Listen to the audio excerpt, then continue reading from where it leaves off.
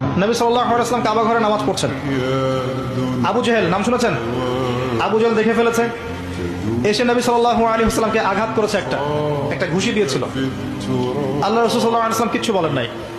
এই দৃশ্যটা দেখেছেন একজন দাসী, দেখে হামজা রাদিয়াল্লাহু আনহু স্বীকার করে ফিরছিলেন। তিনি কিন্তু তখন ইসলাম কবুল করেন নাই, নবীর চাচা, আপন চাচা।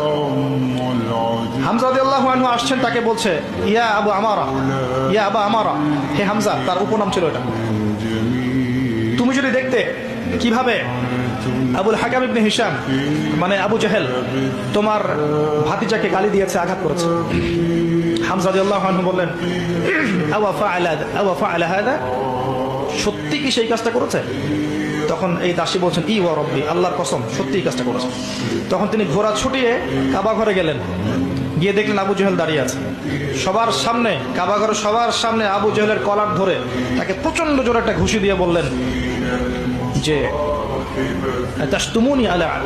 আতাশতুমুনি ওয়া আনা আলা দীনিহি, তুমি কি আমাকে আঘাত করবে? আমি নিজে তার দিনের উপরে আছি। আকুলু মা ইয়াকুল, ও যা বলে, আমার ভাতিজা যা বলে আমিও তাই বলি। রুদ্দাহা ইন ইসতাতা'তা, তোমার যদি ক্ষমতা থাকে এই ঘুষি ফিরিয়ে দিয়ে দেখাও। কে বলেন এই কথা? হামজা রাদিয়াল্লাহু আনহু। এবং ওখানে সাক্ষ্য দিচ্ছেন